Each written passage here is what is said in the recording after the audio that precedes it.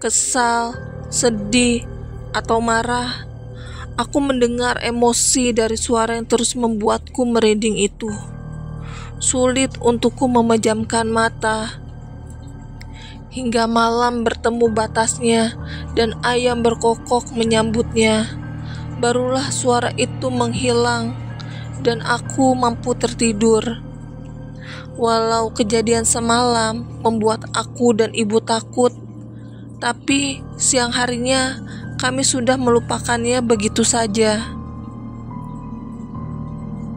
Saat ini kami memang sudah sering merasakan dan melihat hal-hal aneh walau hanya sekelebatan.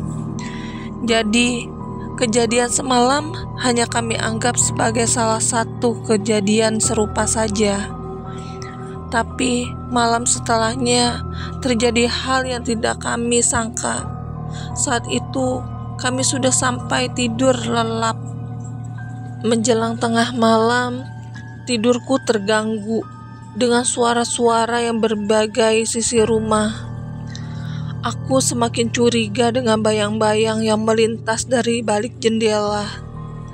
Aku ingin menyalakan lampu, tapi aku ragu dan memilih untuk menghampiri ibu dan gendis di kamarnya. Tapi tanpa kusangka, ibu sudah memeluk gendis di bawah kasur sembari memberi isyarat padaku agar tidak berisik. Aku pun menghampiri ibu dan itu duduk di bawah bersama dengan ibu.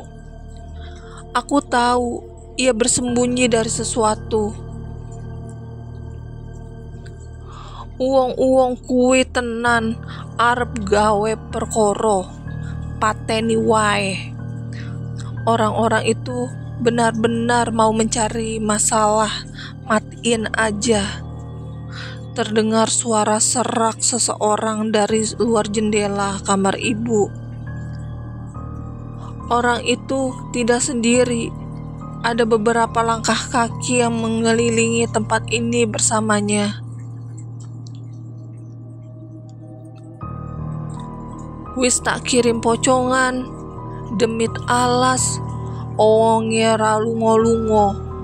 Iso gawat nek balung mayit iki nganti kenopo-kenopo. Sudah aku kirim pocong, setan hutan, orangnya tetap tidak pergi.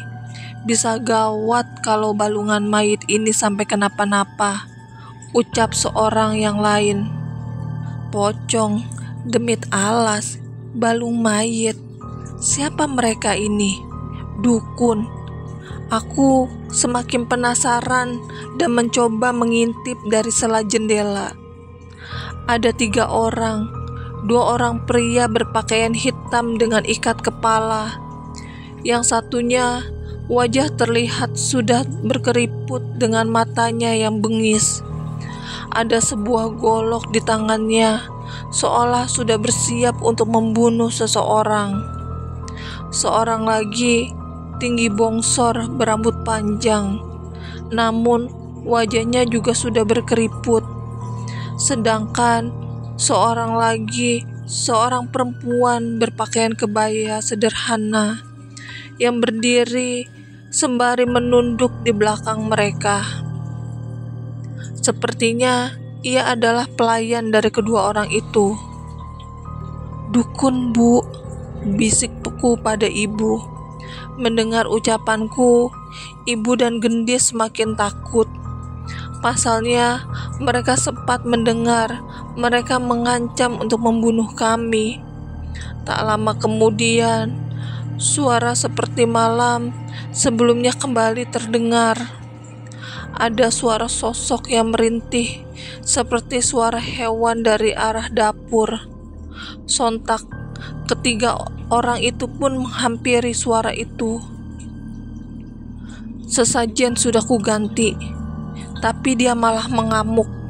Bisa bahaya kalau orang-orang tahu kita menguburnya di sini. Bisa ketahuan kalau kita yang membunuh Brotowilo dengan balung mayit, kata dukun bongsor itu menjelaskan pada temannya. Sialan, kuasai rumah ini dan kita urus sendiri balu mayit itu," balas dukun satunya. "Lantas perempuan dan bocah itu?" "Bunuh. Kita kuburkan dia di bawah rumah ini seperti yang lainnya," ucap orang itu dengan tenangnya.